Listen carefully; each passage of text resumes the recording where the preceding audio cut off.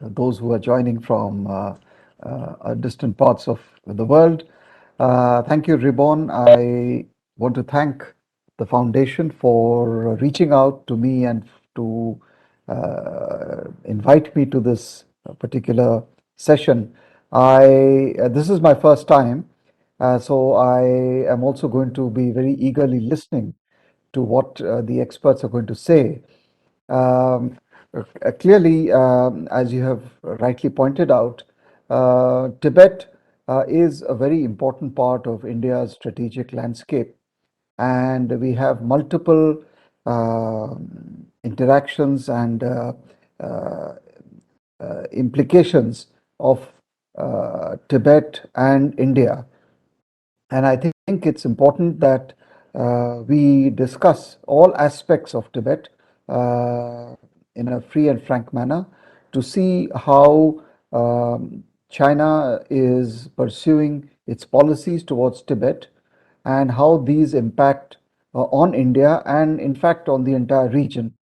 So, as you have mentioned, we have had a very complicated history with China, uh, not least in 2020, when we had a huge face-off on the line of actual control. And we know that over the last several few decades, China has been rapidly building up its infrastructure in the Tibetan area, which is basically dual use. And the primary target of that is India. Also, issues of direct concern to us include the water systems, the environment, and of course, as a democracy, I think we are really on the side of those who desire to ensure their human rights, their religious beliefs, and the ability to decide their own future. The idea that someone can come and overrun or enfeeble local cultures and practices is something which is contrary to not only our constitution but also the Indian ethos and civilization. And that is why we are, of course, very privileged to be hosting His Holiness the Dalai Lama and so many other Tibetan refugees. I noticed that you have also discussed and are going to discuss Taiwan. And here again, this is something which is of direct interest to India because what happens to Taiwan, the economic, technological, scientific progress is all something which we admire. But we also want to see that there is respect for international principles, international law, and that China pursues policies which are in conformity with recognized international principles. So I can share with you that from the Indian national security perspective, both Tibet and Taiwan occupy a considerable amount of attention, and we remain deeply interested in what happens in these two regions. Of course, after the in the aftermath of the Ukraine war, and what we are seeing today, the Russia-China relationship occupies now a different kind of character, but the trend of the improvement of the relationship across all sectors has been visible for many years. And this is again something which a lot of Indian analysts are watching, apart from the fact that the government itself is keeping a very close eye on what are the dimensions and the implications of this. So I don't want to take too much time, but I just want to once again thank you for inviting me to chair this session. And I believe the first speaker would be Professor Peter Rutland, and perhaps I could invite him to share with us his analysis and his insights into this whole very sensitive and complicated scenario. Thank you so much. Thank you, Ambassador Saran. I'm deeply honored to be introduced by you and to be on this panel with my distinguished colleagues. And my background is as a specialist in Russia. I've been visiting Russia since 1978, and I'm deeply upset by this war. It's a completely unnecessary war. I mean, most wars are unnecessary, but this one is particularly unnecessary. Uh, Very disturbing, and it really raises doubts about the whole structure of the international system. I'm sure we'll get into that in the question and answer session. But my task, I guess, in my 15 minutes or so is to explain what I see as the geopolitics of the war and its implications for Russia's relations with China. So these are two giants of the Eurasian landmass, but their interactions are relatively modest. That Russia is essentially a European country, a European power. Its economy is tied to Europe, and China, even though it's increasingly interested in the Arctic and looking north, historically China has been looking south. So the two countries are kind of facing essentially in opposite directions, and they kind of like it that way. Putin and President Xi have met, the last time I checked, 38 times, far more than any other leader that Putin has met, and likewise for President Xi. So they've really worked a lot to build a very strong diplomatic relationship. They avoid calling it an alliance with its military overtones, but they talked just before the outbreak of the war in Ukraine at the Olympics in February the 4th. They talked about a friendship with no limits. And we've seen in the last 3 months some testing of what are the limits to this friendship. So here is a synopsis of the areas of common interest between Russia and China as I see it. Both are opposed to US military power and its projection around the world, and also to the US promotion, imposition, they would say, of democratic values on other countries. And we see this in the United Nations Security Council, for example, where Russia and China often jointly veto resolutions on Syria, on Myanmar, on Zimbabwe even. So we do see a lot of joint action on the diplomatic stage by Russia and China, informed by this hostility towards US hegemony. Inside the countries, the most recent survey looking at both countries from Pew in 2015 found that 51% of Chinese have a positive view of Russia, and even more, 79% of Russians had a positive view of China. And only 3 countries in the world out of the 80 or so surveyed had a positive view of Russia more than 50%. So China is one of the rare friends of Russia on the global stage. In terms of economics, trade has been booming in the last 10 years, mainly led by Russian exports of oil and gas, and hit 150 billion in 2020. And there's a trade balance in favor of Russia because of that oil and gas exports. They've been moving to try to institutionally link more closely and to de-dollarize the trade to enable more transactions between rubles and renminbi. Although that's not by any means completely succeeded so far. Dollars remain the unit of account for most of their trade. We also have seen acceptance of the Sino-Russian border and even cooperation in Central Asia, where China now exports twice as much as Russia to Central Asia, but China has kind of ceded security control over Central Asia to Russia, which we saw most recently in the intervention in Kazakhstan in January of this year by Russian security forces. So they seem to have established a kind of modus vivendi in Central Asia. Finally, we've seen in the last 10 years a new development of joint military exercises, including naval exercises between Russia and China.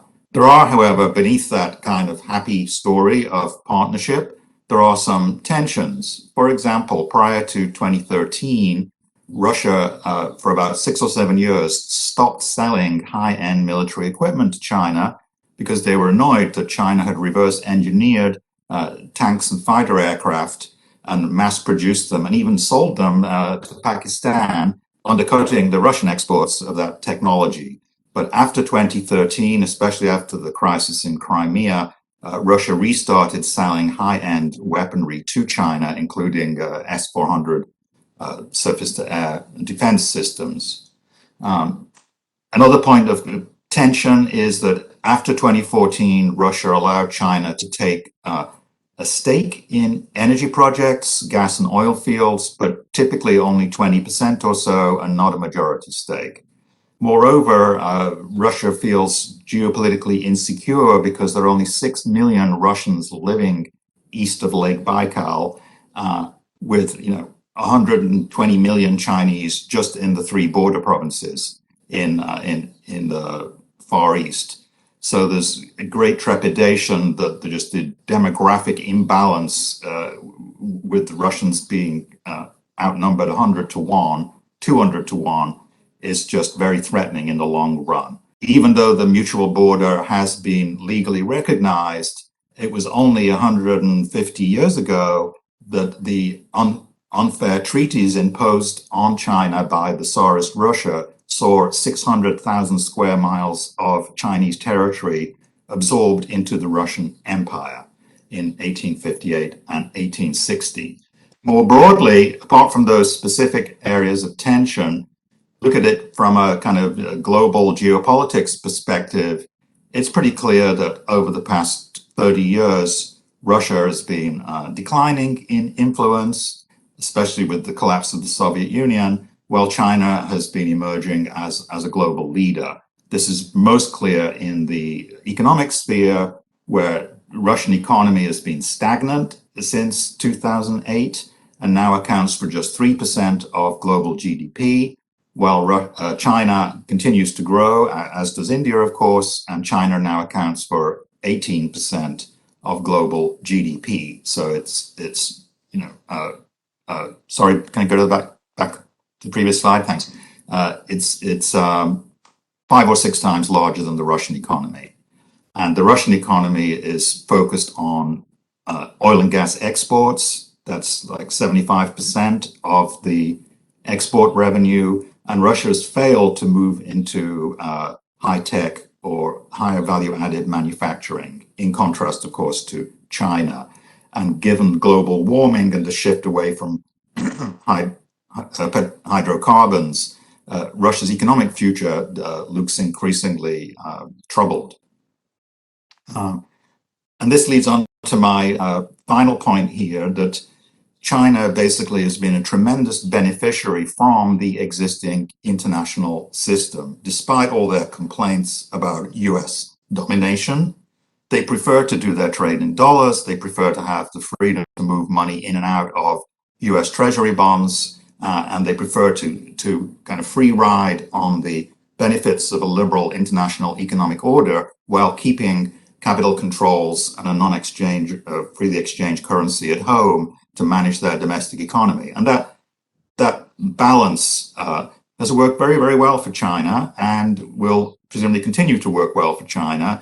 And so China has no interest in overthrowing the international economic order.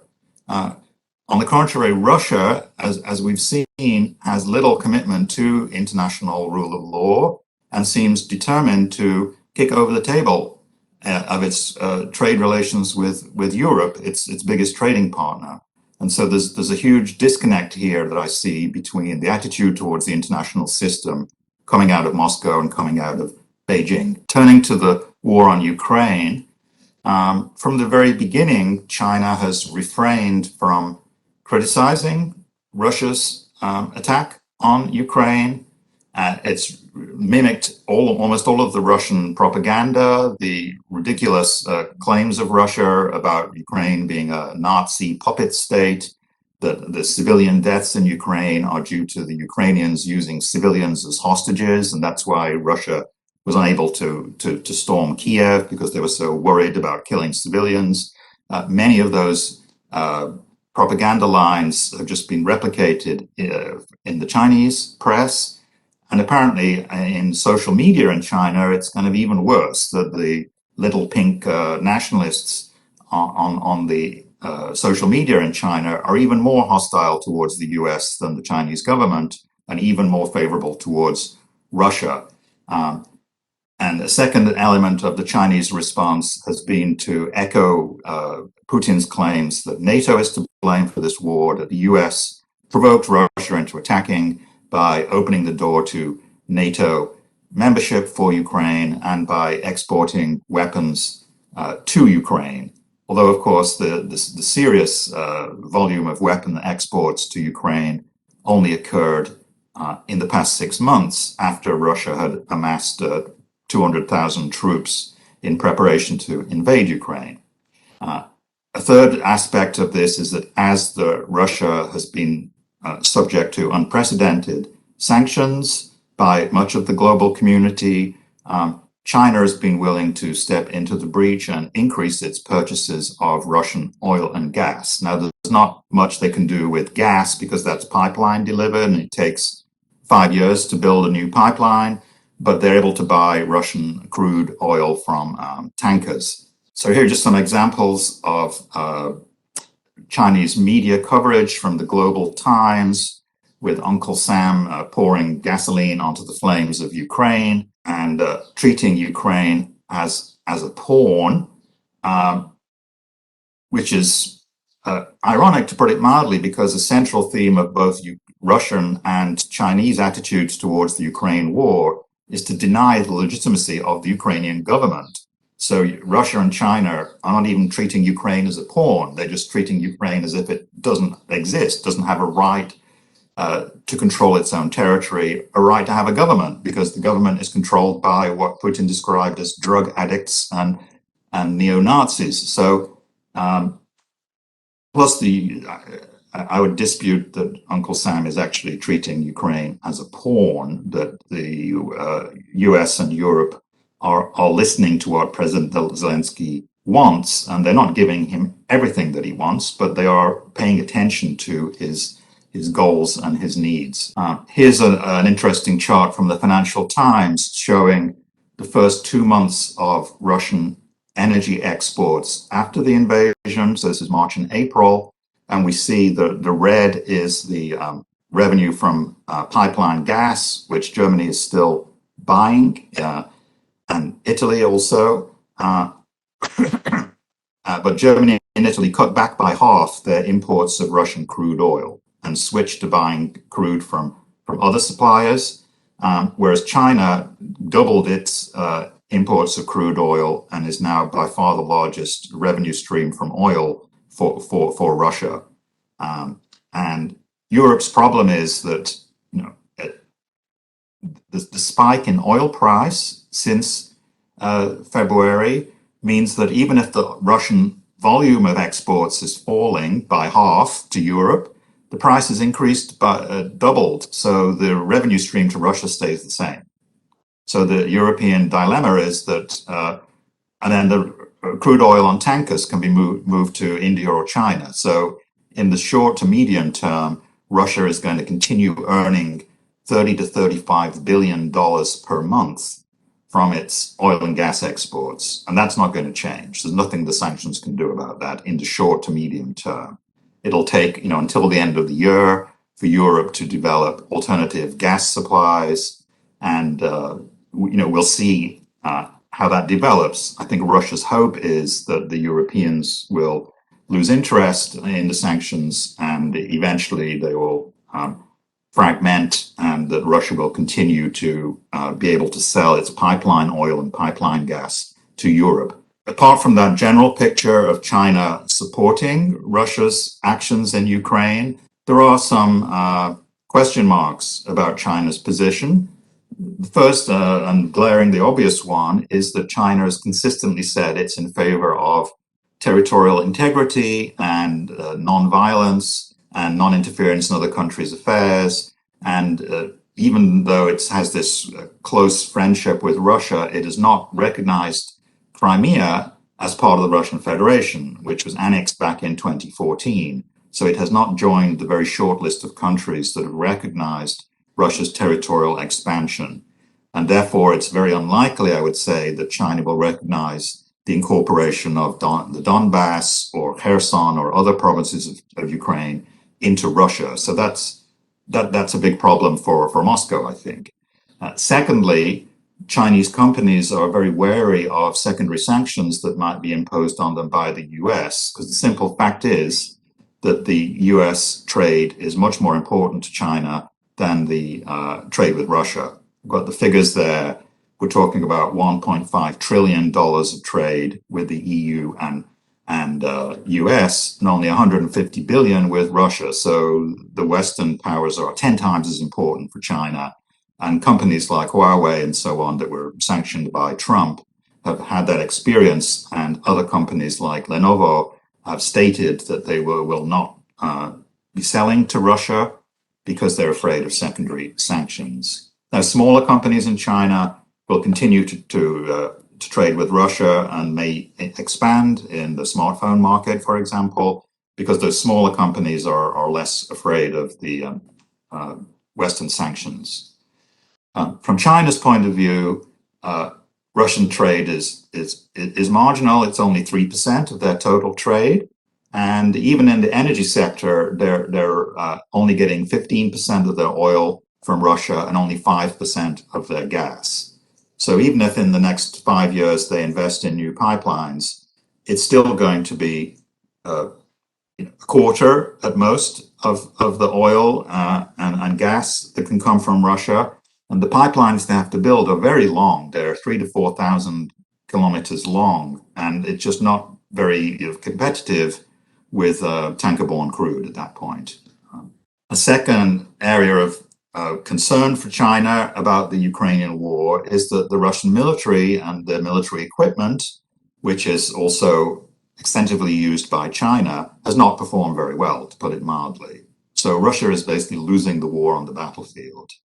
And this is due to precision-guided munitions provided by the US, UK, the Netherlands, and Germany to Ukrainian forces, which have been devastating in taking out Russian tanks and aircraft. So despite its vast air force, Russia does not have air superiority over Ukraine. In fact, cannot fly air support for its ground forces over Ukraine, which is really, really surprising.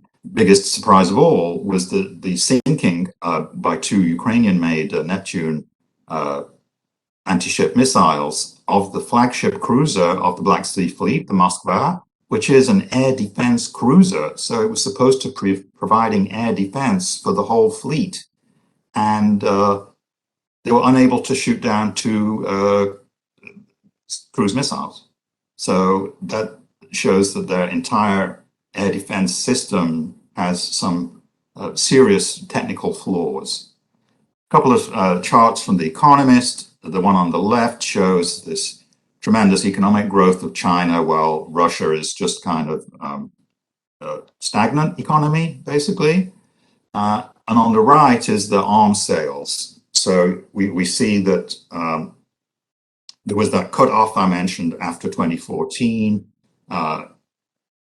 Before 2014, after 2007. And even at its peak, it was $3 billion. And since then, it's been about $1 billion a year. So that's not a lot of money for Russia compared to, I mean, Russia exports more fish than $1 billion a year, or lumber, you know. So the arms trade is not a big revenue earner for Russia. And from the Chinese point of view, the issue with the arms trade is that China can now produce most of the weapons themselves, but they need certain specific aircraft engines, precision-guided technologies. They need to buy them from elsewhere. And they've had particular problems with turbines for frigates, for example, and those were actually made in Ukraine. And it's not clear whether China will be able to continue importing those engines from Ukraine, and Russia itself is not capable of manufacturing those engines themselves. I'm coming to a close soon. Another major concern for everybody on the planet is Russia's nuclear saber rattling, repeated threats to use nuclear weapons, which is unnecessary and alarming. This began back in 2014. This is a clip from a news broadcast on the eve of the referendum in Crimea, where the news anchor said, Americans should remember we can turn your cities into radioactive dust. And that's what the sign, the writing says there. And this has continued with both Putin and other senior Russian officials repeatedly invoking Russia's nuclear capacity. And they did a test of the Saran missile just a week ago, a new ICBM. So in conclusion, I would say, and this is just my personal opinion, and on most of this, I actually agree with the U.S. government. Usually, I disagree with what the U.S. government is saying, but on this time, I'm not speaking for the government, obviously, but I concur with the mainstream Washington view. I think Russia has acted very recklessly and irresponsibly. It's not winning the war right now, although it will not give up. They will continue fighting, I think. This whole tragedy has caused tremendous disruption in global markets, spiking the price of energy. Food already had increased 23% over the past year. Fertilizer, 30% of the world's fertilizer came out of Russia and Ukraine. That's been cut off. So we're looking at probably hundreds of millions of people will starve to death over the next year because of this war in Egypt, Africa, Middle East, elsewhere. From Russia's point of view, the negative impact has been the unification of the West. The news today is about Sweden and Finland joining NATO, a tremendous turnaround in Germany's security policy. So the strategic blowback from this war has damaged Russia's national security interests. And the fact that Russia has mismanaged this war on so many levels surely must raise questions in President Xi's mind about, is this a partner that is going to serve China's interest? That said, The Economist at least argues that China stands to gain more than any other country from Russia's isolation. And I'll leave on that point and look forward to hearing from my colleagues with expertise in Tibet and Taiwan. Well, thank you very, very much, Professor Rutland. This was a very insightful presentation, and I tended to agree a lot with what you said on the points of difference between Russia and China, as well as I think the primary conclusion about China being the biggest beneficiary of this war in strategic terms. A lot of food for thought, I think, here on the overall picture. The point you mentioned about Russian reluctance to sell high-end military technology to China is, I think, correct. They are very careful and very suspicious of sales to China, and this has been a new element in their relationship. Let me now, as per my flow of events, let me now invite Professor Srikanth Kondapalli from the Jawaharlal Nehru University, a noted Chinese scholar, to kindly make his views known to us and give his own presentation. Thank you.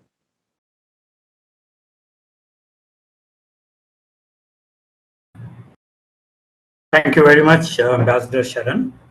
Greetings to all of you, and let me thank the FNVA for having me in today's discussion on the Sino-Russian relations. My focus would be on China's interests, perceptions in relation to Russia, and what does that mean for Tibet and Taiwan.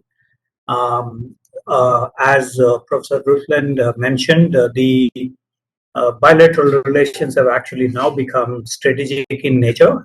There were several statements by Putin himself mentioning in October 2020 that, quote unquote, without any doubt, our cooperation with China is bolstering the defense capability of the PLA.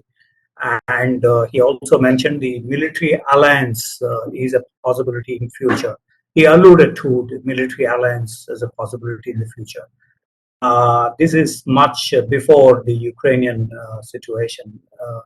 The He had also mentioned that China is Russia's most reliable, comprehensive strategic partner of coordination. And I will, in a moment, mention about the types of coordination that they have evolved as of now.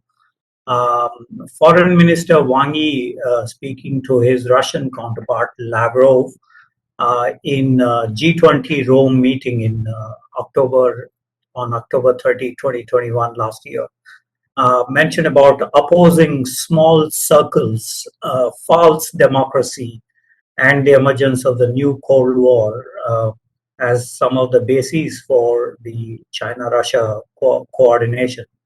And last year again, in June 2021, one of the spokespersons for the Foreign Ministry of China, Chao Lijian, mentioned about the Sino-Russian relations like united like a mountain, and it is an unbreakable friendship, in his words.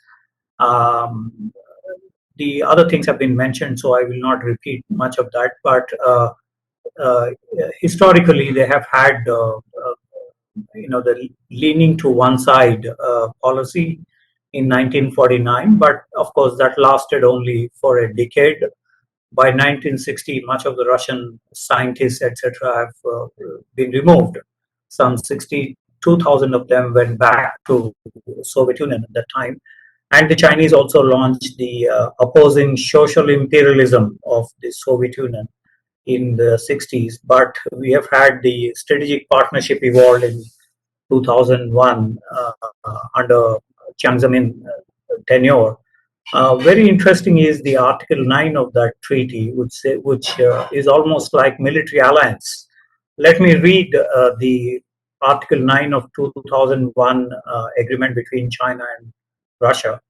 When a situation arises in which one of the contracting parties deems that peace is being threatened and undermined, or its security interests are involved, or when it is confronted with the threat of aggression, the contracting parties shall immediately hold contacts and consultations in order to eliminate such threats.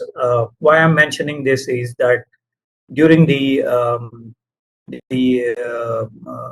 Crimean situation, Georgia, the South Ossetia issue, and currently in the Ukrainian issue, there is a lot of coordination between the two sides. So this is a very, I think the 2001 Article 9 is being, in a way, implemented between the two. The other aspect is, of course, the close political relationship between the two sides. There is this is now getting strengthened in terms of their opposition to the Indo-Pacific.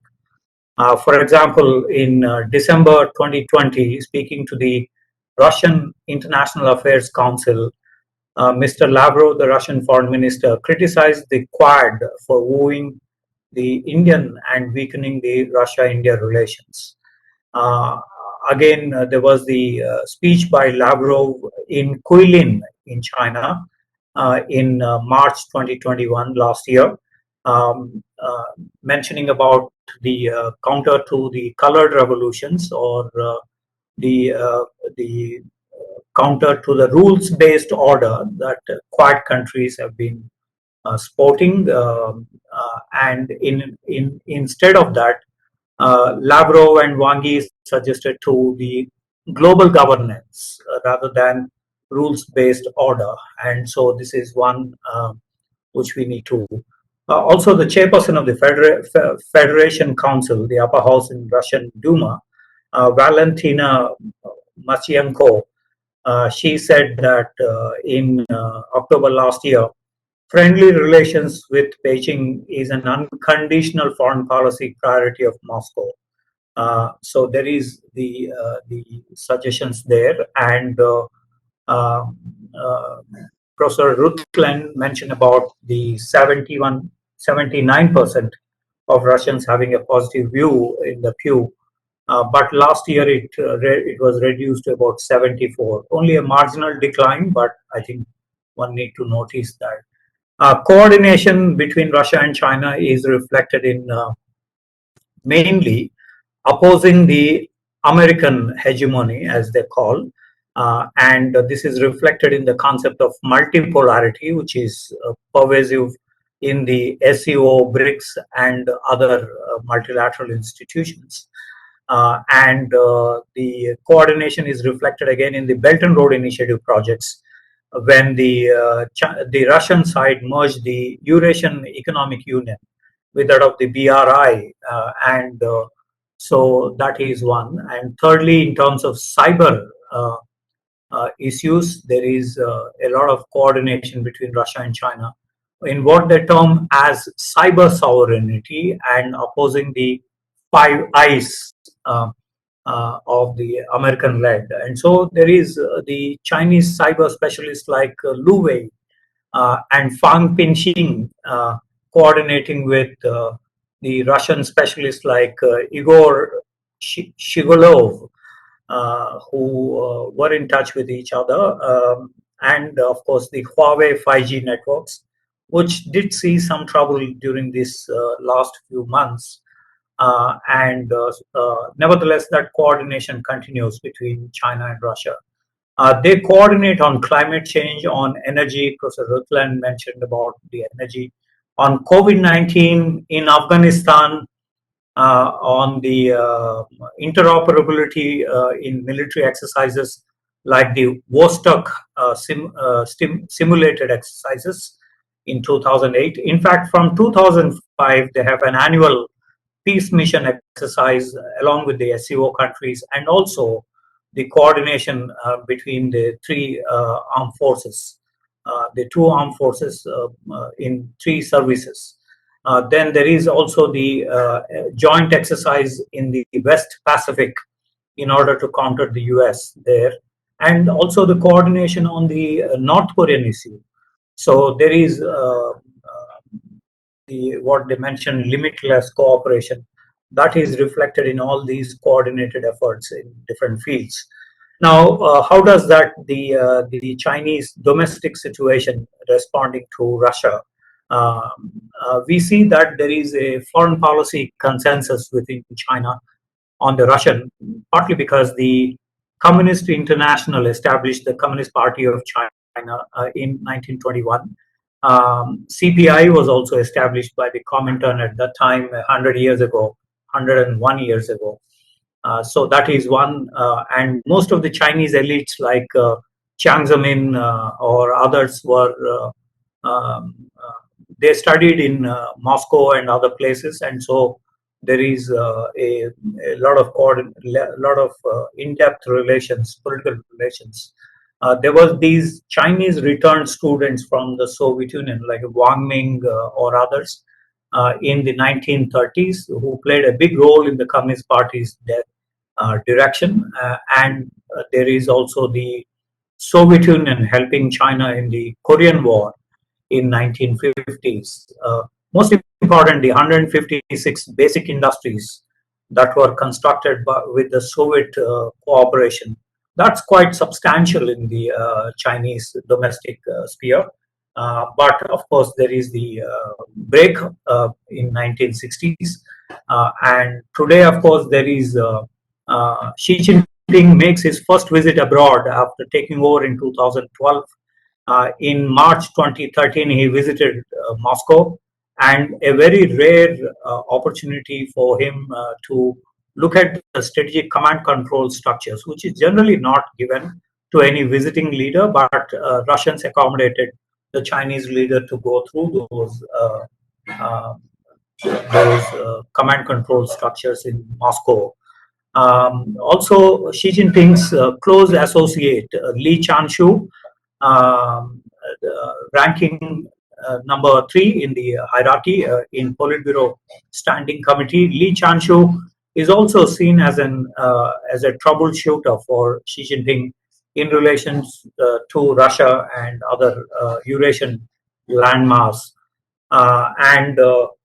So with this domestic background, we see that there is a lot of in-depth relations with that of the Russians. But nevertheless, recently Hu Wei had written, and he advises the State Council, something like our cabinet Council of Ministers in India. The State Council advisor Hu Wei has criticized openly the Ukrainian developments, and his suggestion was to disassociate with Putin and relations with Russia. That has not happened, but we see that there is murmurs coming up.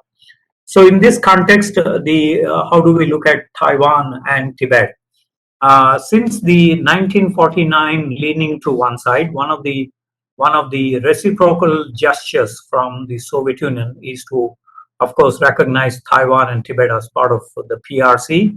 And even before the Kuomintang have had the relations with the Soviet Union in 1945, and those are the pledges that the Russians have given, Soviets have given that point of time.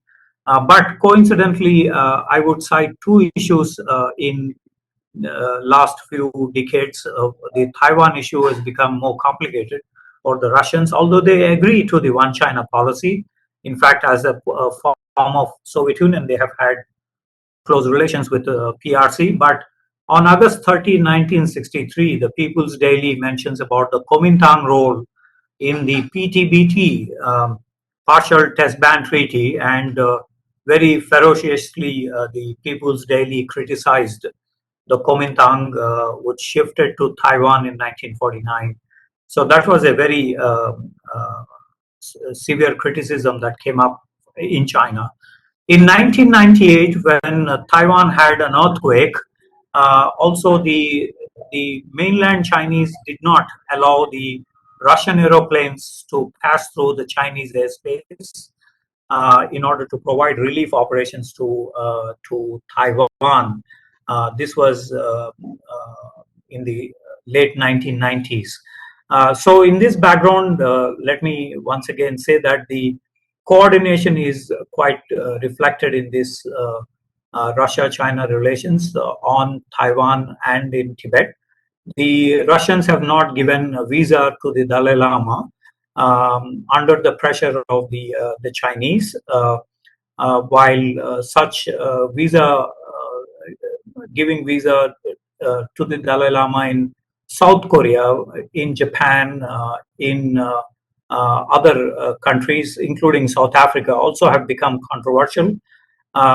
So the Tibet-related issue is still a major in which the PRC pushes its own position on Russia, and so there is a lot of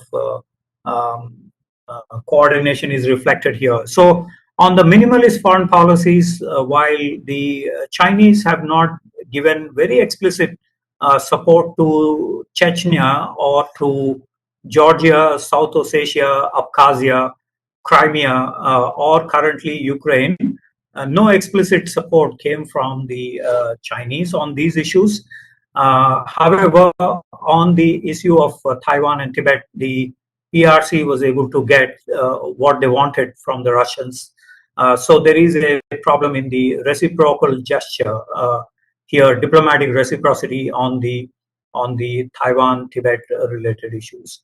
There are some fringe elements within Russia who want to, of course, have relations with Taiwan, especially in the economic, commercial, and other areas.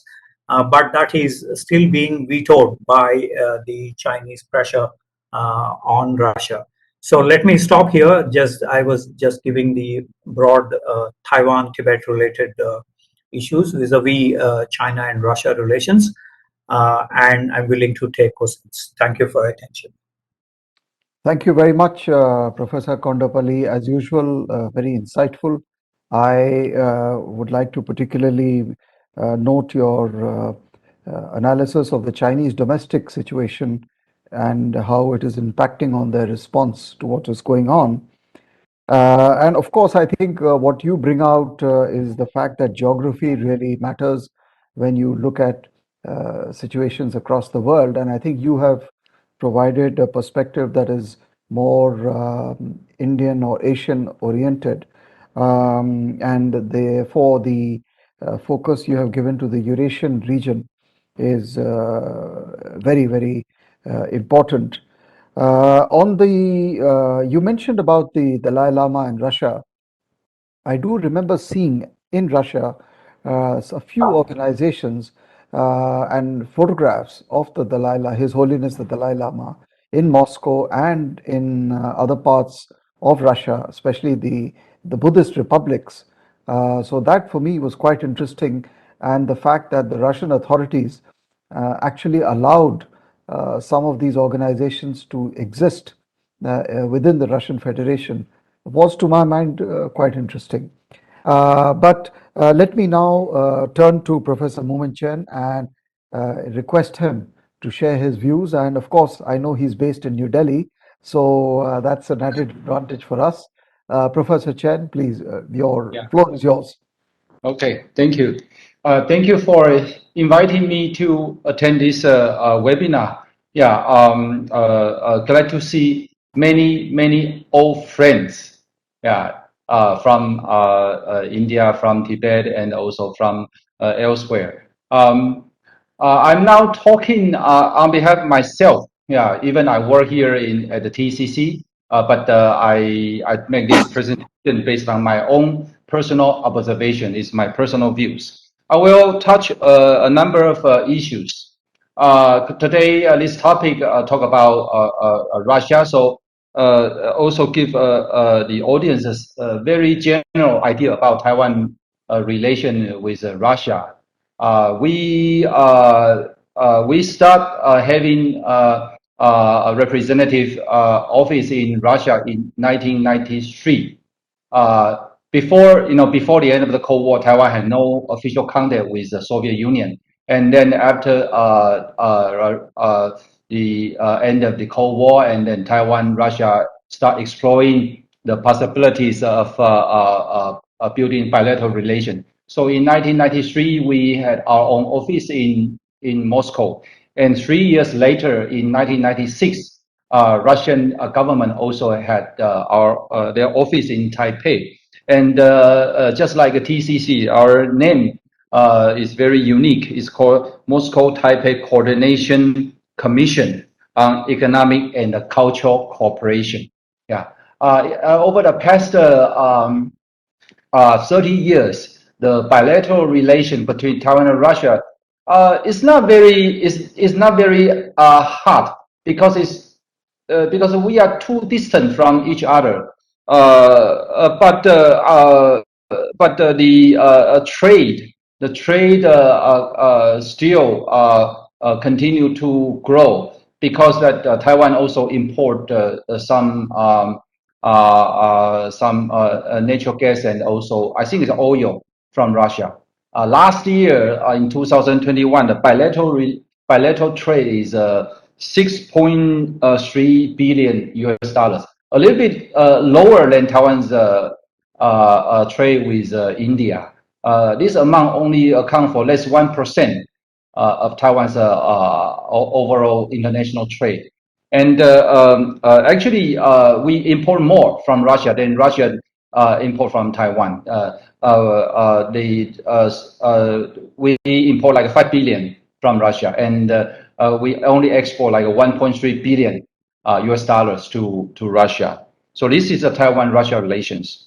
And the second issue I want to talk is about, because today's topic is about Russian attack on Ukraine and its implications on Taiwan and Tibet.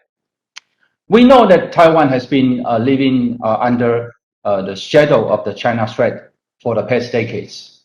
But the situation is not just is more complicated. China is not always a threatening war.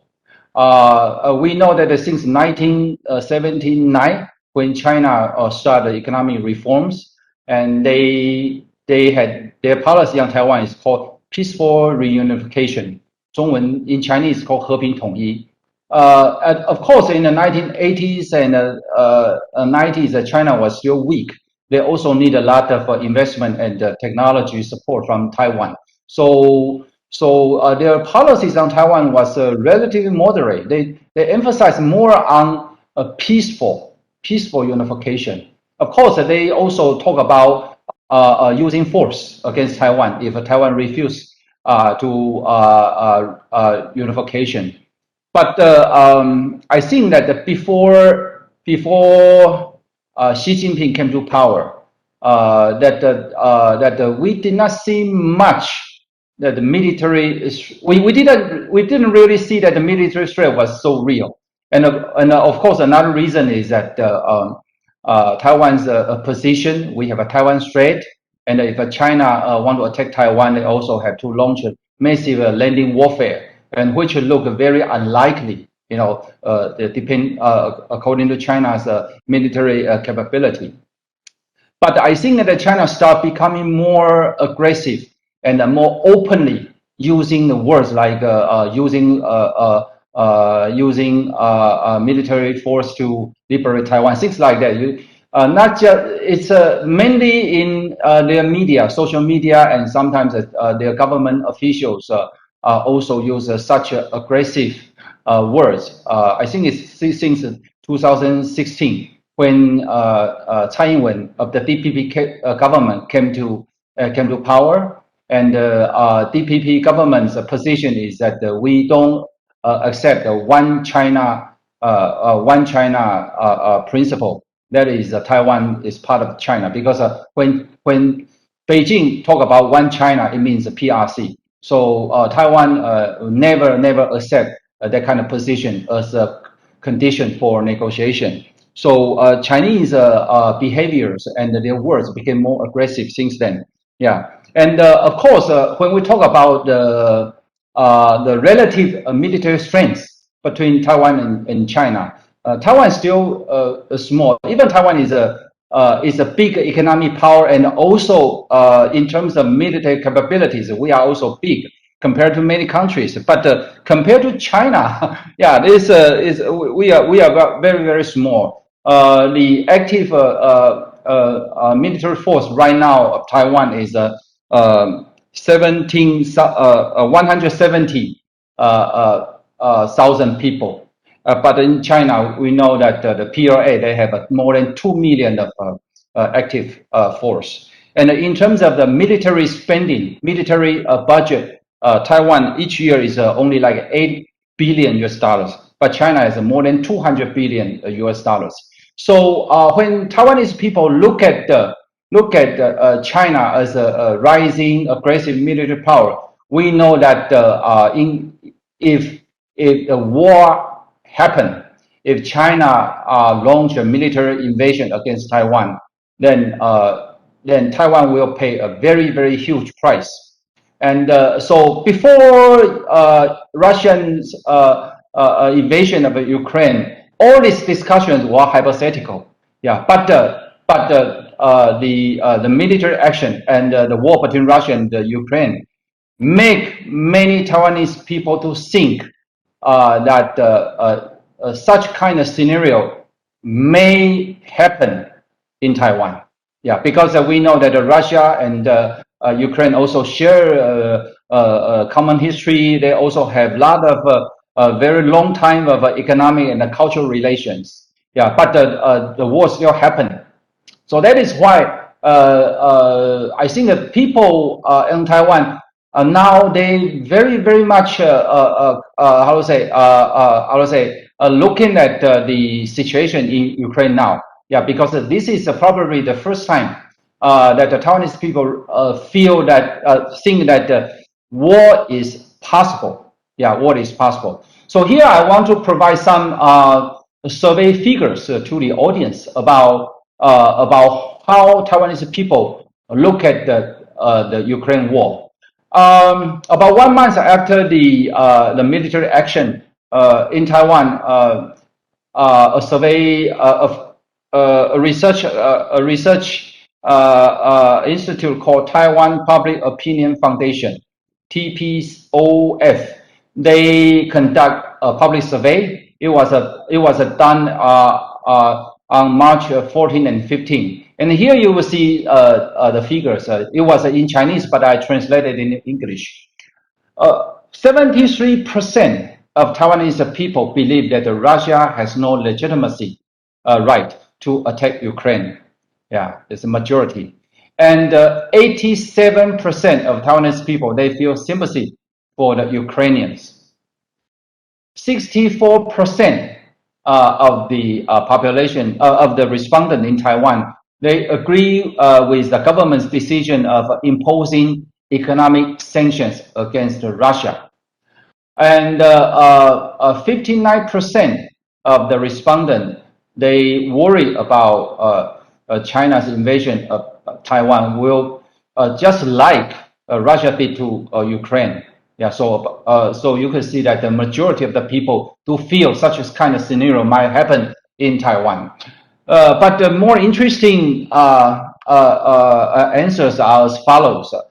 56% of the respondents believe that the U.S. will not join the war to defend Taiwan. The U.S. will not intervene in case China attack Taiwan. And they believe that 43% of the respondents believe that Japan will not join the war to defend Taiwan. Actually, yeah. So you can see that people do see. People see the situation in Ukraine and how U.S. and the NATO responded to the war. They also think that this kind of situation might happen. That is, Taiwan might have to fight alone in case the war occur with China. Another two interesting figures are that 77% of the respondents, they think the current 4 months of a military training for the young adults is not sufficient. Yeah, in the past, the military service was much longer. 30 years ago, I served 2 years in Army, but the length was shortened to 1 year and eventually to 4 months. Now, most people believe it is not enough. Yeah, and 76% of the respondent they think that it is necessary for government to extend military service back to 1 year. Around the same time, there's another think tank called Taiwan Strategic Studies Association. They also conduct a similar survey. Yeah, and we could also make comparison. Over here, you see 56% of the respondents believe that Taiwan cannot defend China's invasion alone. Yeah, but over 70% of the respondents saying that they are willing to fight for Taiwan. Yeah, and again, 70% of the respondents agree with the idea of extending the military service from 4 months to 1 year. So I think probably in the next few months we will see this will be a real policy. That is the military service will back to 1 year. Yeah. In the past, not before the war, not many people talk about this issue. Yeah. People saw that it took us like 10 years or more than 10 years for Taiwan to shorten military service.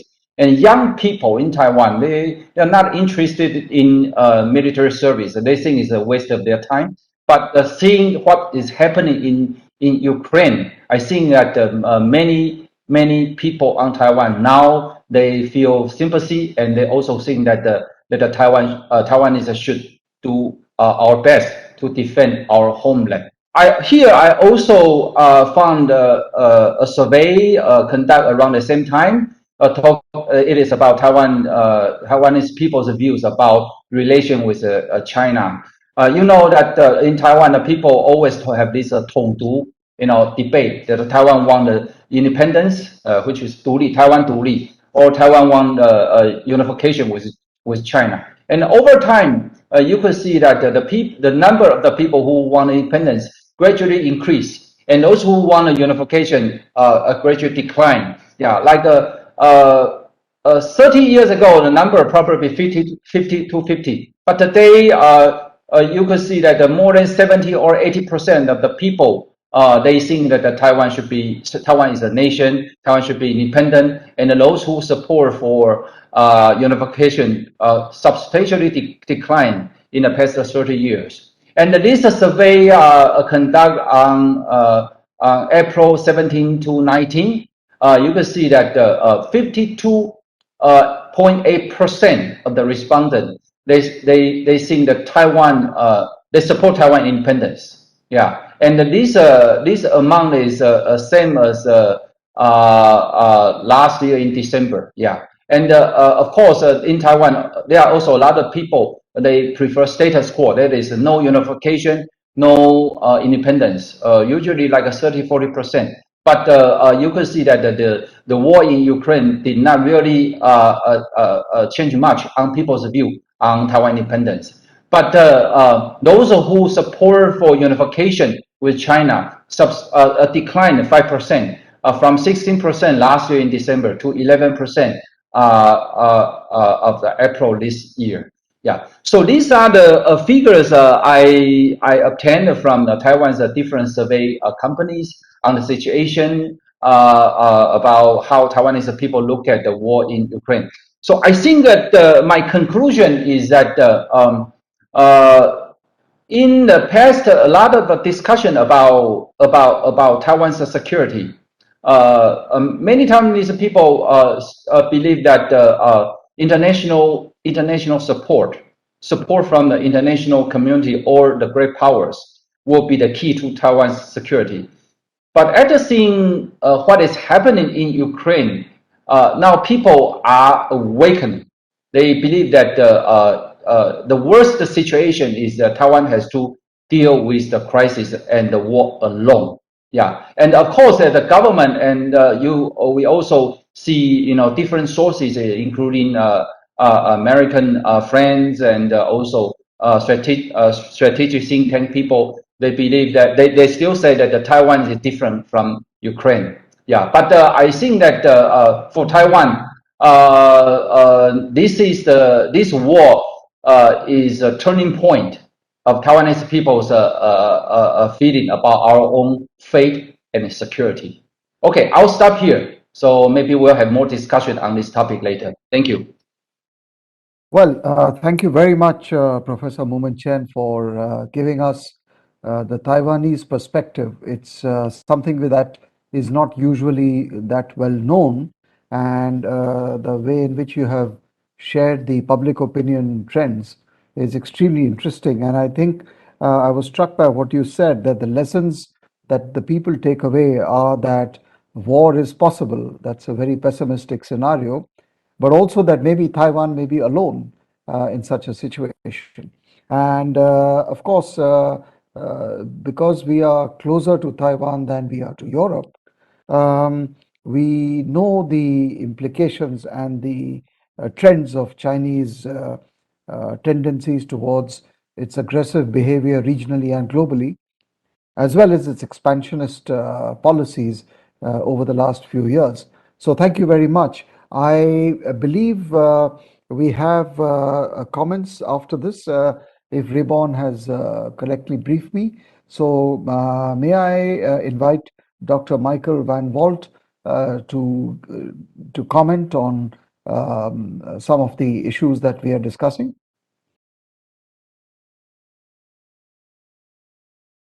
Thank you so much, Ambassador Saran. I'll just keep it very brief. I've learned a lot from what the experts have been discussing this morning. And I would just like to point to perhaps something which is obvious, but which has not really been stated today. And that is the uncanny similarity between what is happening or what has happened and what is happening in the Ukraine with Russia's invasion there and what happened in terms of the invasion by China of Tibet in 1949, 1950, 51.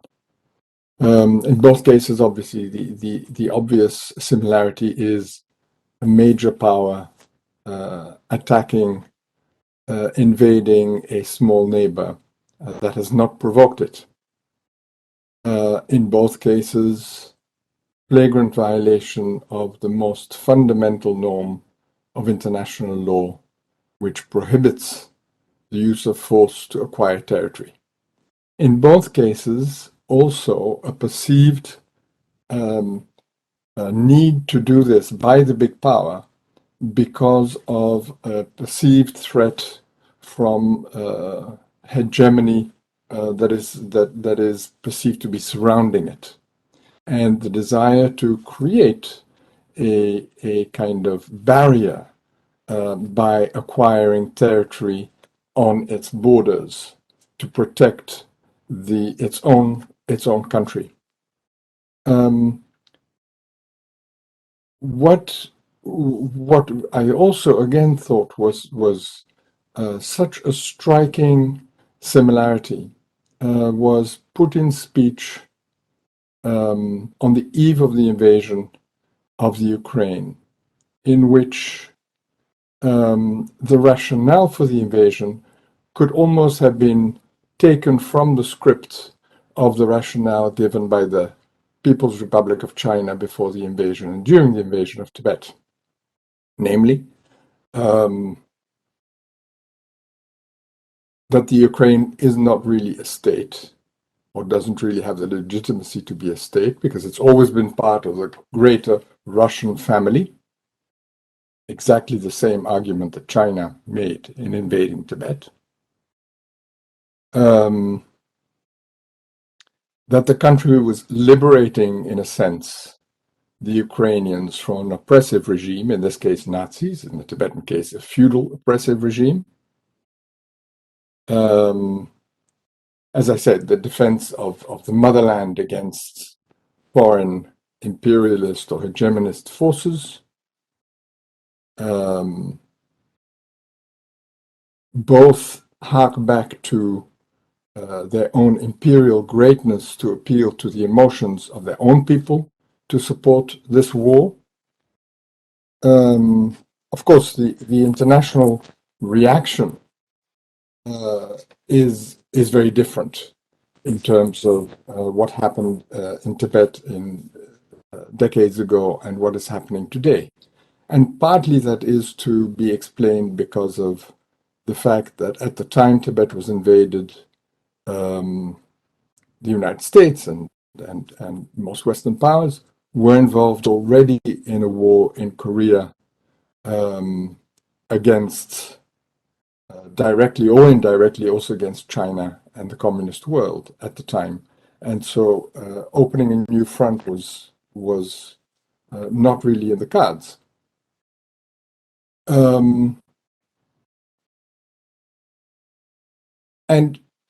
in terms of more precisely today's topic of what effect this has, the present situation has on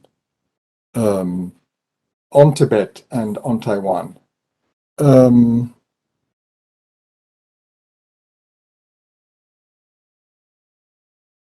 Russian, the friendship between Russia and China is again, I think, a similarity. At the time that Tibet was invaded by China, Russia supported it. In fact, gave it also some practical support for it.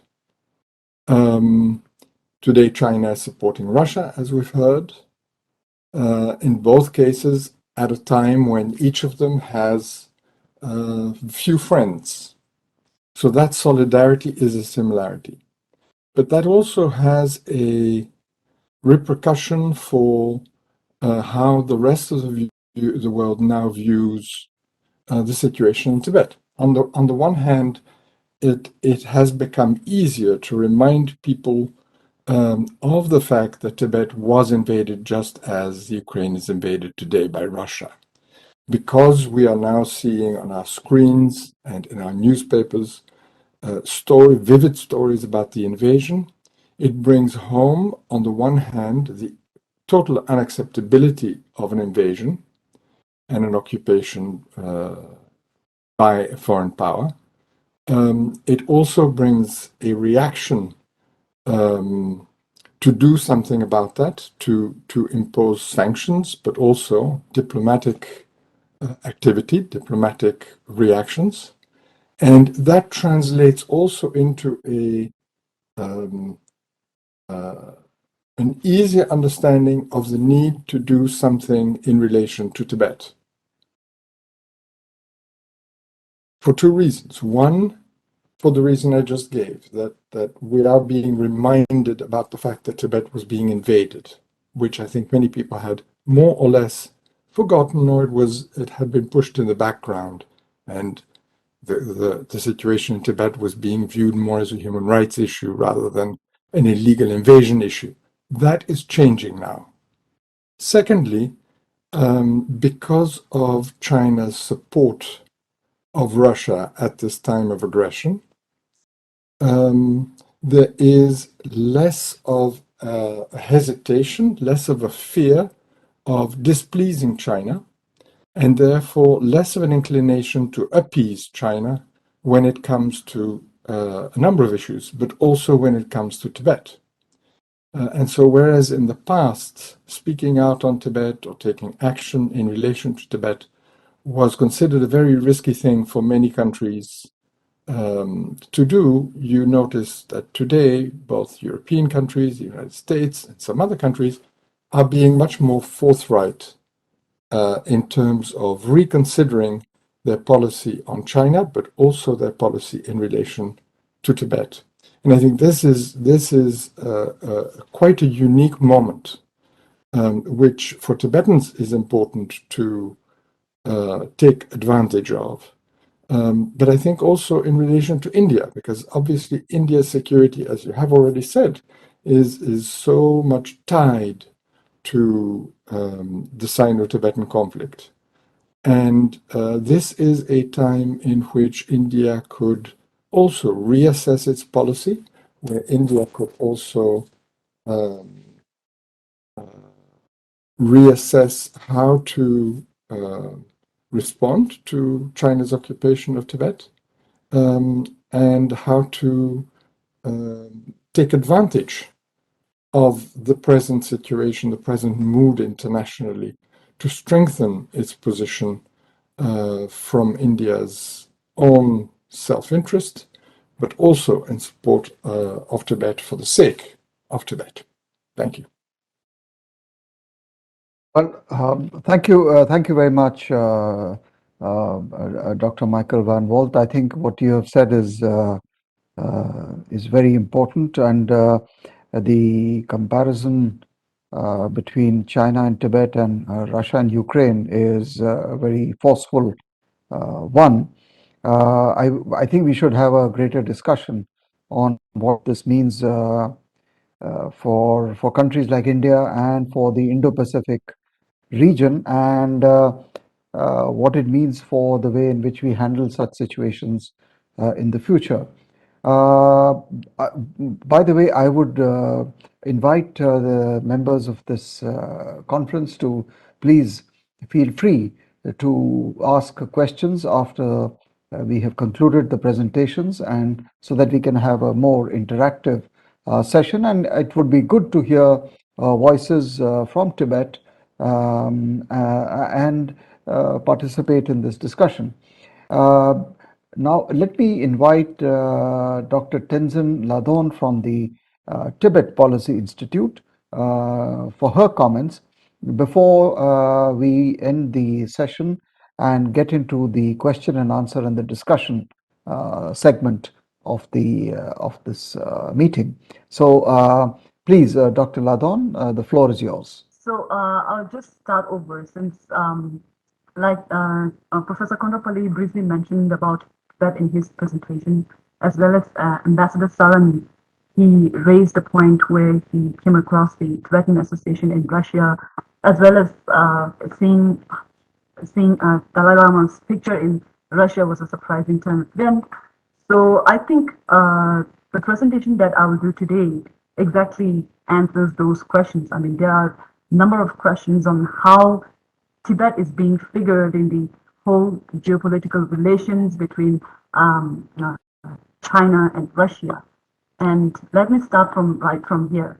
So when we are talking about Tibet in China and Russia's relation, one of the first contact between Russia and Tibet can be traced back to the 17th century, when Buddhism spread to the southern part of Russia, where we have Mongolian tribes called Kalmyak and Buryak. And secondly, What is important is that during the early 20th century, we have a Russian Buryat monk called Agwan Dorjiev. He plays a really important role in actually establishing a diplomatic relations between Tibet and Russia. In fact, in 1901, the 13th Dalai Lama actually sent a mission to Russia. When the missionary came back, it brought back a draft treaty, which in many ways makes Tsar Russia at the time the first major European country to establish diplomatic relations with Tibet. As well as similarly in 1909, the Tibetan Buddhist temple was seen in Russia that is called Kunte Chuling Tatang, which is the first Tibetan Buddhist monk in Europe that was built in the capital city of Tsar Russia, St. Petersburg. Now, what do we know from here is that during the entire period of time, Agwan Dorjiev was at the forefront of establishing relations between the Gande Podang of Tibet and the Tsar's empire. The Russia-Tibet relationship became so important and so significant that the Britain's anxiety and fear at the time that Russia's presence was increasing in Tibet led to the great game that we know of today. So much so that it has led to the young husband expedition to Tibet, and that expedition was not because of the fear of the rising Chinese influence in Tibet, because since at the time China was at a very weak state. This was more importantly seen as a response to the fear of the rising Russian influence in Tibet. So the importance of bringing this particular period is to highlight that until Russia was under Tsar's regime, the relation between Russia and Tibet enjoyed both at state level as well as at the non-state level. However, after the communist regime in Russia took over in 1922, and the government is known as the Soviet Union at the time, the relation between Tibet and Russia was completely and abruptly cut off. So now what happens here is that, and what is important here is that in 1949, when Mao's Communist Party took over and when PLA liberated Tibet in their own terms, or we can say invaded Tibet, in 50s when Al Salvador's delegate in the UN, Dr. Hector Castor, raised concern over Tibet's situation and Chinese occupation of the country. It is interesting to see that at the time both Taiwan as well as the Great Britain was silent over the issue, when we know that Taiwan, instead of China, was the member of UN at the time. But more importantly, what we see is that at the time, the Soviet delegate in the UN, Yakov Malik, argued that Tibet was an integral part of China. And more importantly, he stated that any attempt to investigate the situation of Tibet would be a violation of the UN Charter. And similarly, we see that during the same time, the Soviet media also praised the Chinese liberation of Tibet. So basically, what happened is that the PLA invaded Tibet and the Soviet Union was very supportive of China over this action. And more importantly, Soviet Union saw China's liberation of Tibet as a defeat of the international imperialism, that particularly the US and the Britain. And hereafter, until the present Dalai Lama, the 14th Dalai Lama, came into exile in India, the Soviet Union basically supported China throughout and supported every Chinese narrative over Tibet and on the Dalai Lama, to an extent that the Soviet Union's, Communist Party's Soviet Union's official newspaper, which is called Pravda at the time, in which the newspaper stated that 10th March uprising that happened in Lhasa in 1959 was a revolt led by the Tibetan reactionaries, and similarly a revolt that was motivated and influenced by the foreign imperialists. So basically what we see is that there's a full swing support from Russia to China.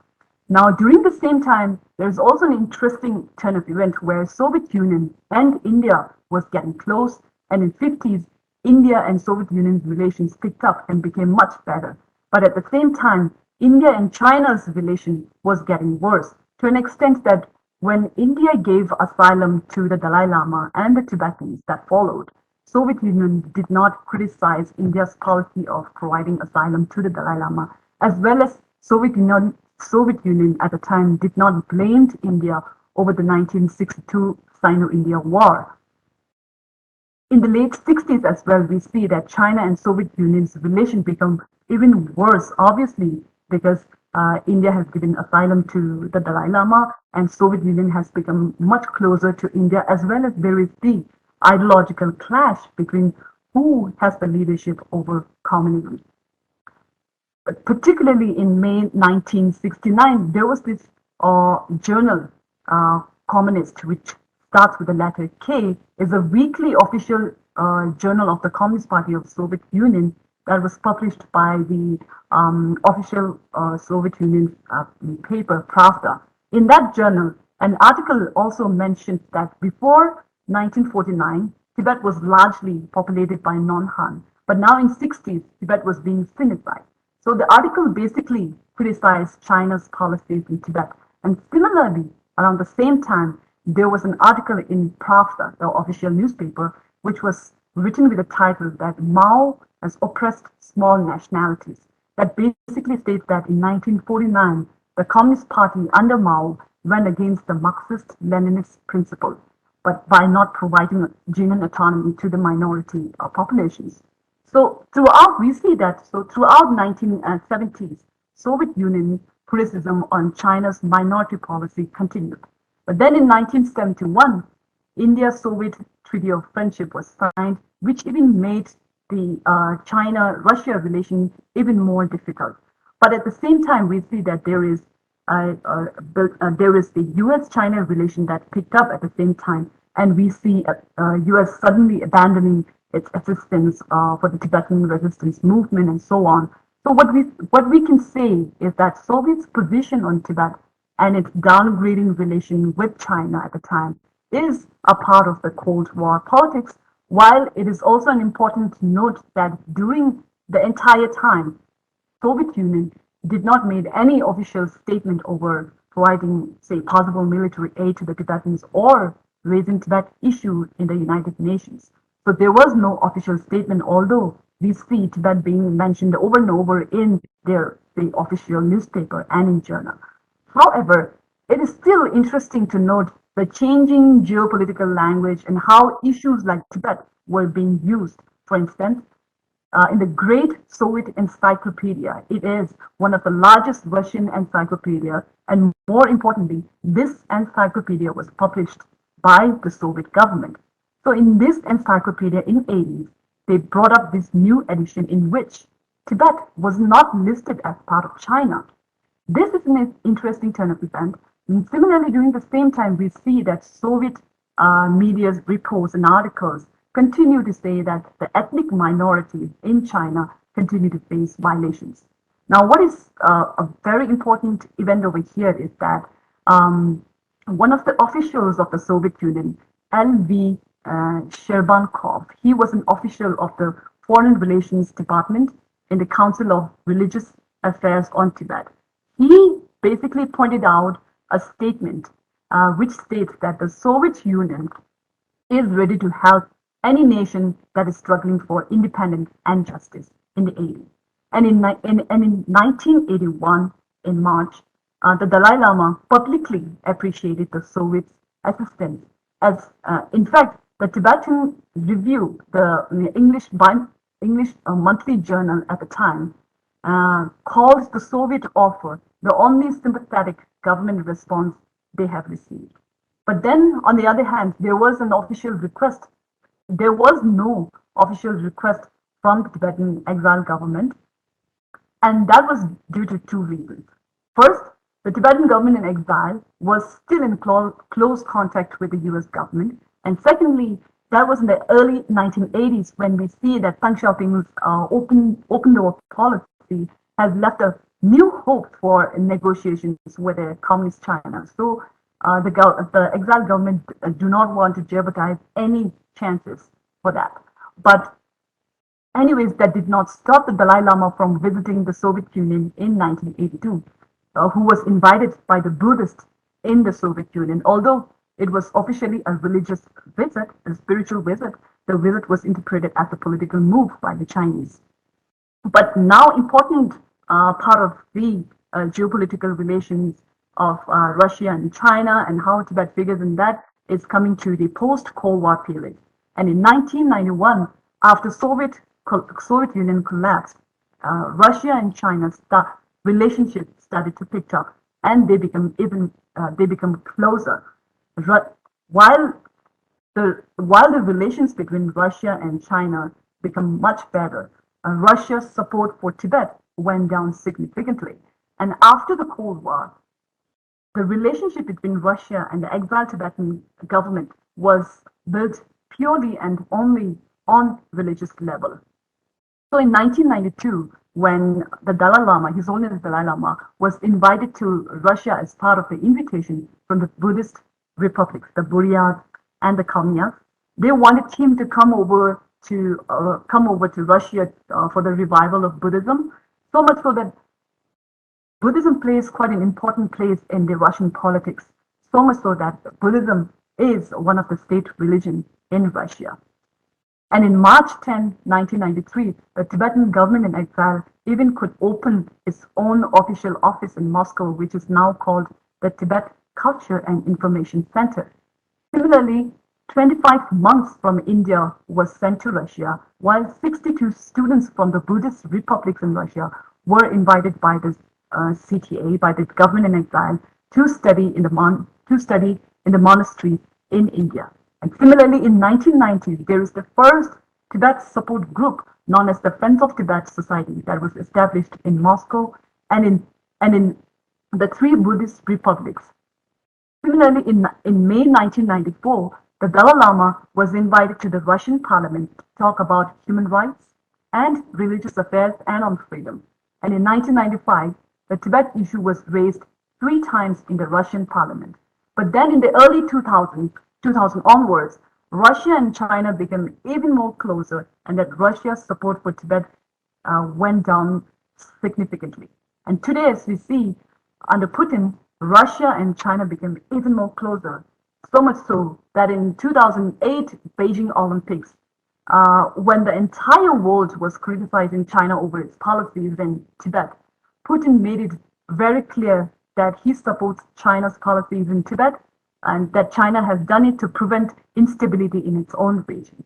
And today, China and Russia has become more closer as they are both trying to collaborate to try to balance U.S. dominance in the world.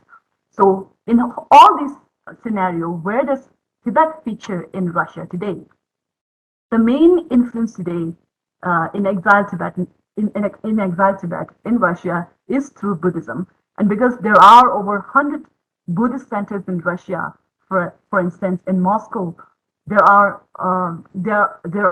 Tibetan Buddhist centers of all 4 sects of the Tibetan Buddhism, and similarly, a lot of Tibetan lamas and teachers are invited to Russia, and a lot of Russian Buddhists come to India to attend the Dalai Lama's teachings, as well as there are a number of Dalai Lama's books and teachings that are being translated in Russia, which significantly shows that the Dalai Lama occupied a very important spiritual and religious position in Russia.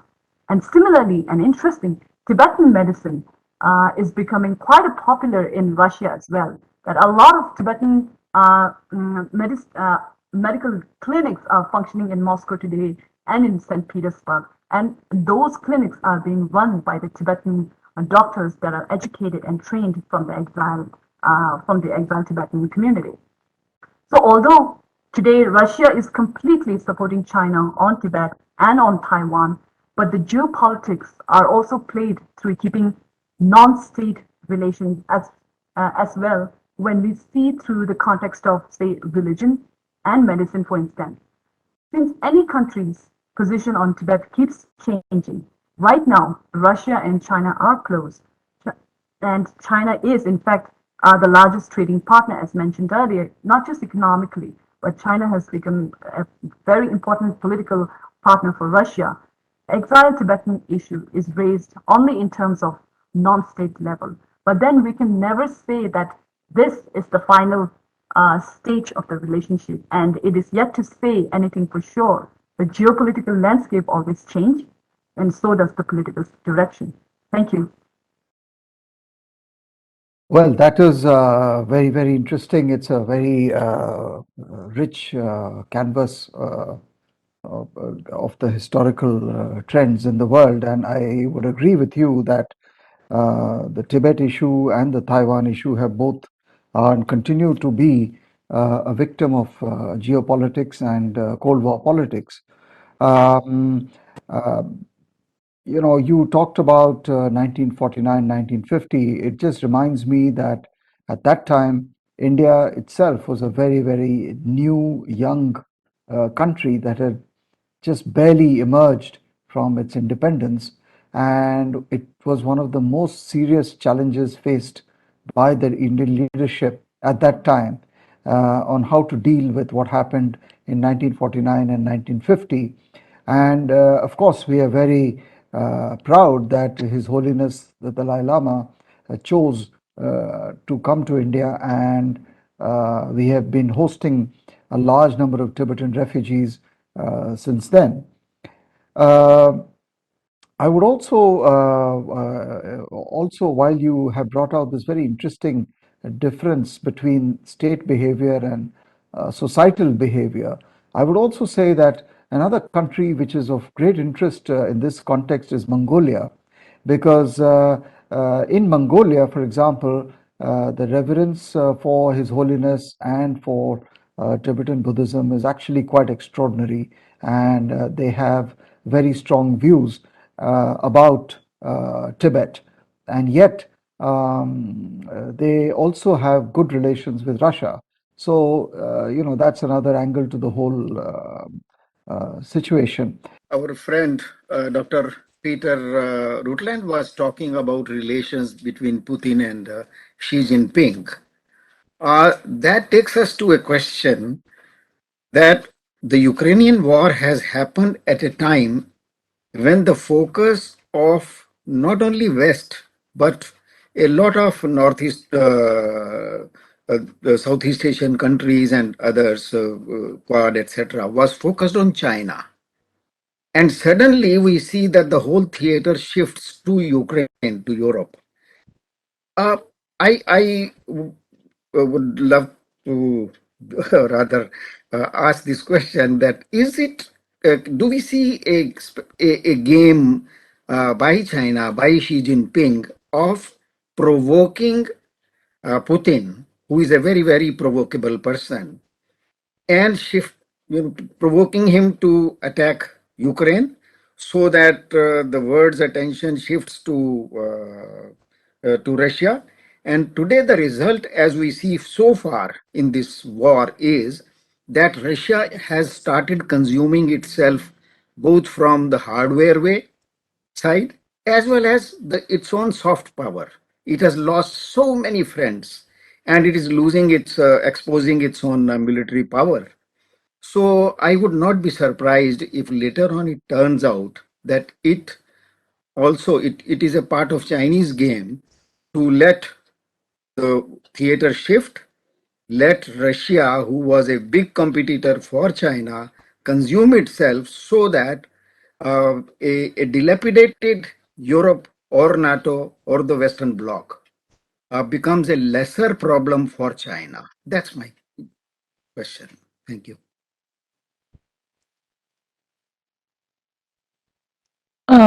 My question No, to both could Professor Peter Rutland respond? Ms. Gupta, could you wait till then, please? Sure. Thank you. Thank you, Franti. That's a very intriguing idea. Frankly, I hadn't heard that before. That's the first time I've heard that hypothesis. But it is possible. I mean, for sure, what we can all see is that China did not prevent Putin from launching the war, right? So whatever the conversations they were having on February the 4th, President Xi did not persuade Putin not to start the war.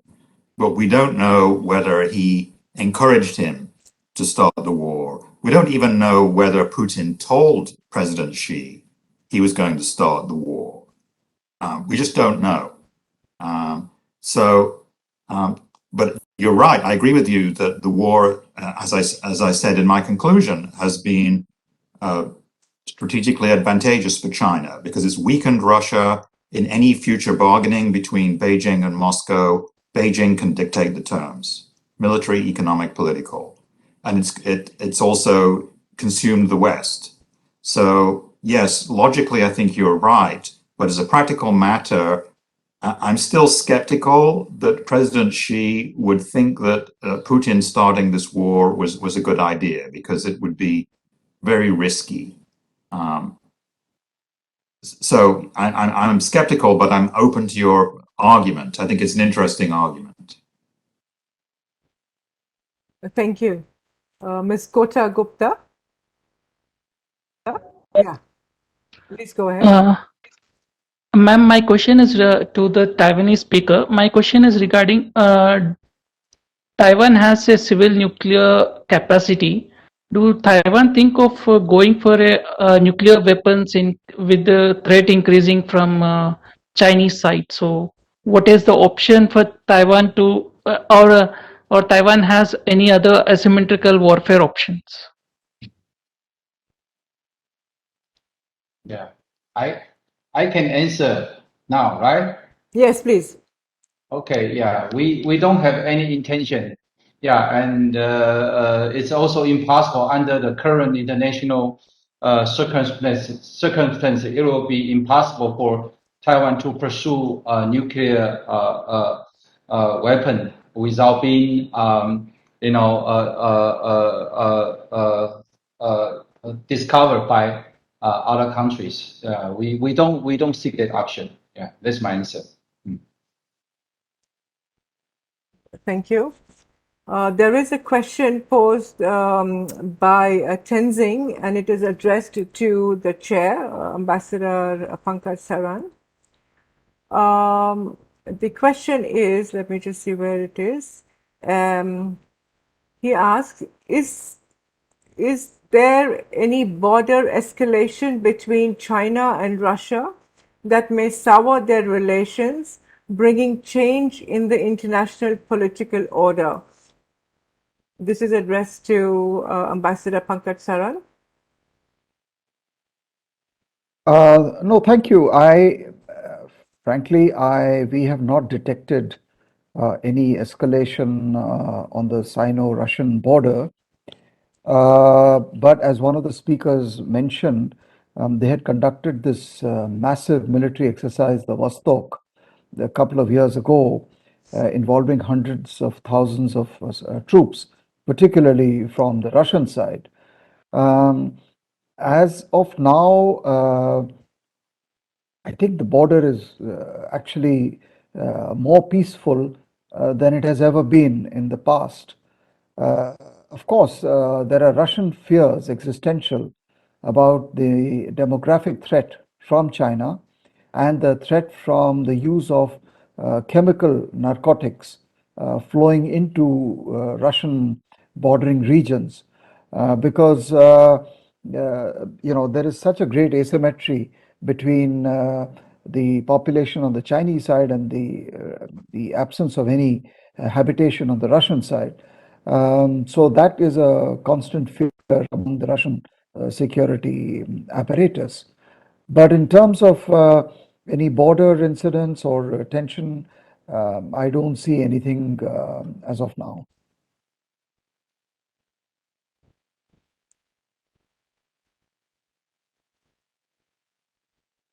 So there are no further questions. So in that case, may I ask Michael a quick question, please?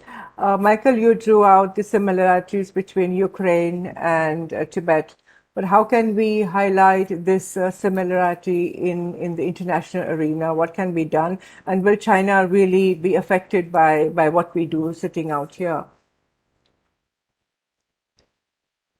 Thank you, Rimon. I think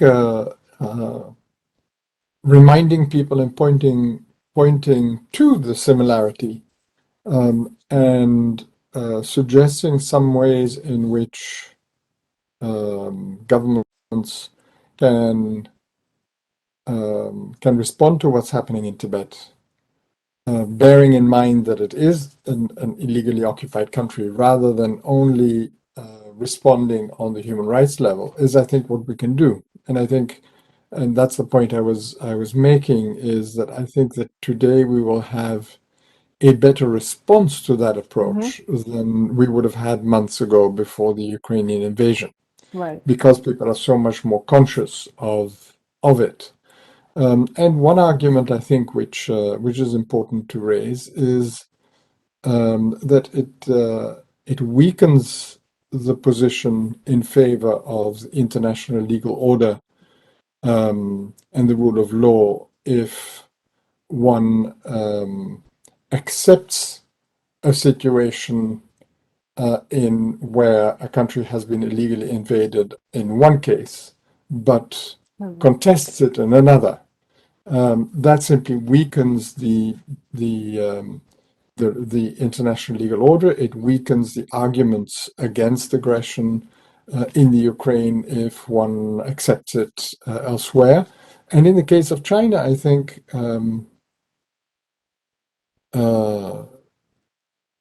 there's quite a great consciousness now that China does have an expansionist agenda in the South China Sea, certainly in relation to the northern part of India, eventually, possibly, reviving claims to Mongolia, although that hasn't been done openly yet, but there's been some rumblings in that direction, but certainly direct interference.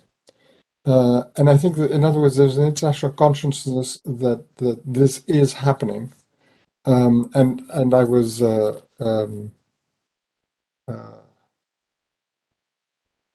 it was interesting to hear Professor CHen speak about the kind of difference in tone between talking about the peaceful reunification or peaceful unification with Taiwan and the more military language that has been used about possibly using force against Taiwan. It reminded me that, of course, when Tibet was invaded by the People's Liberation Army and defeated the Tibetan army, that was and is still called by the PRC peaceful liberation. So the wording that is used is not always indicative of the methods that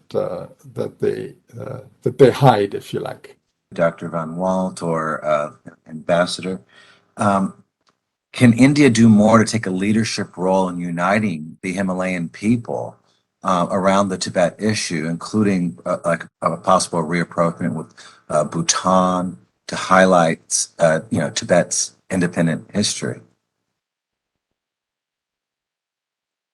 I'm also thinking about His Holiness's succession and his possible reincarnation places from Mongolia to Ladakh to Bhutan to India.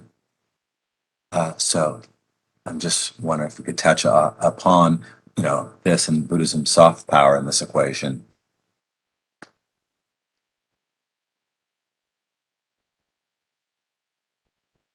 Should I take that? Or? Yes, please.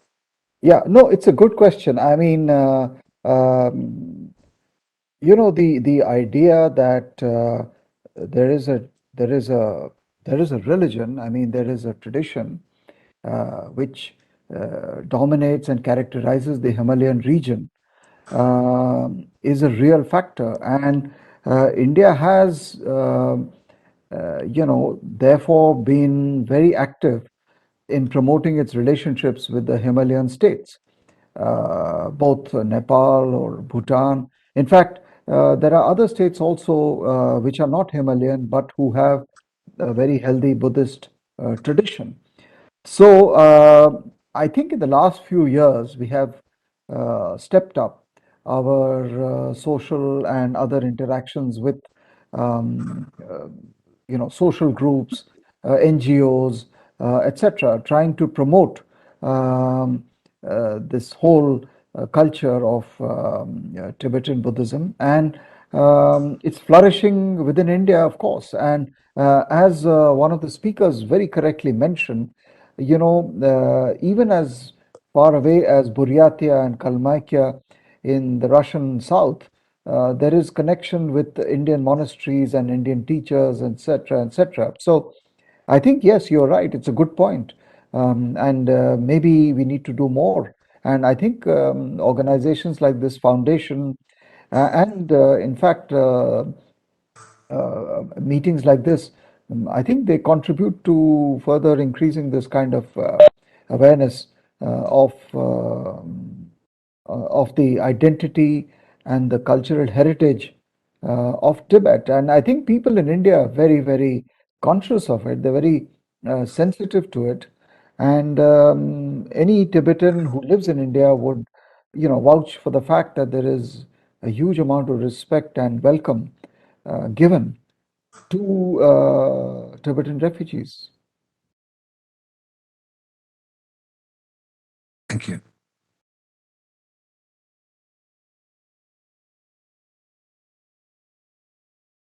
Well, thank you very much, Reborn, and thank you very much to Mr. Tandon for hosting and for organizing this. I am really impressed by all the presentations and the scholarship that was evident in them. I will only say that, since we were talking basically about Tibet and Taiwan, and so obviously the behavior of China becomes the most logical to analyze. And I think if we step aside a little bit from contemporary events of the last few weeks in Ukraine, I think what really stands out when you talk about the fate of Tibet or the future of Taiwan is one simple fact, and that is the rise of China as a global power, at least since 2008. And this rise has been fairly dramatic in its scale, in its scope. And this is something which I think is going to greatly influence the developments within Tibet and the cross-strait relationship. And that's my first point. The second point is uh, that China has really played the current global system, and I think this point was made by Professor Rutland very correctly, has played the current global order brilliantly. It has not been a rejectionist. It has actually tried to weave its way through the current existing system and actually exploit every opportunity it has got. And it has been probably, maybe it may not be an exaggeration to say, but it's been the single biggest beneficiary of the current international economic and financial and political order. And this is a new reality that we all face. And it's particularly relevant to a country like India, which shares a huge border with China and with Tibet. So that's my second point. The third point, I think, is again, from a secular point of view, the relative decline of Russia as a global power is also a reality. And the promise that was probably held or was believed to hold in 1991 with the emergence of the Russian Federation and those 10 years of democratic rule have not have somehow been belied, because what we have seen actually is that Russia as an economy has failed to take off.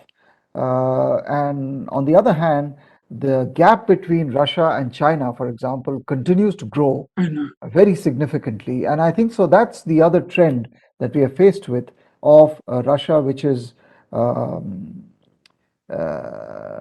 not fulfilled the promise it has. If you look at, for example, the geographical scope of Russia, the kind of resources that Russia has, and the kind of adversity its people have historically been able to handle, But despite all that, for some reason, I think if you were sitting in Beijing or sitting in Moscow, I think the Chinese would have every reason to be very satisfied with the way in which they, in contrast to their Russian colleagues, have maneuvered their way right up the geopolitical ladder. And for us, this has major implications because unlike uh, Russia, we have a land border with China. We do not have a land border with Russia.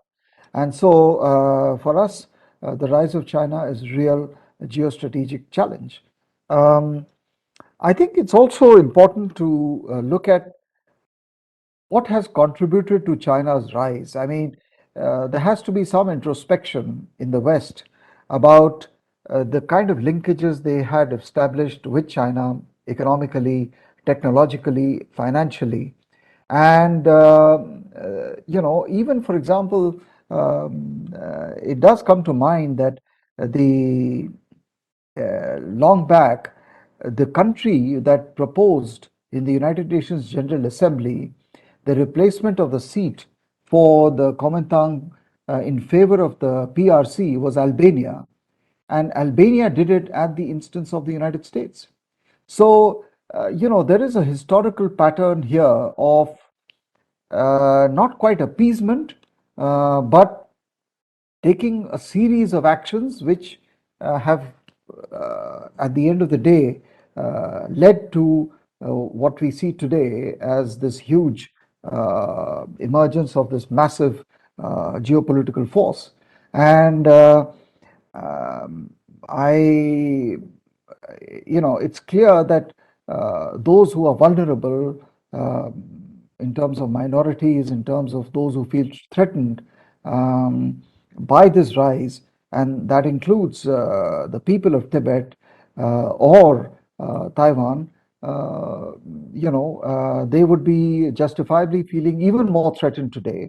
That's one part of the story. On the other hand, I think, and I agree with some of the comments made, that the Ukraine war has actually demonstrated to China that there can be repercussions for adventurism or expansionism or basically taking the law into your own hands. So I think we are at a very sensitive and a difficult stage in the the whole geostrategic space.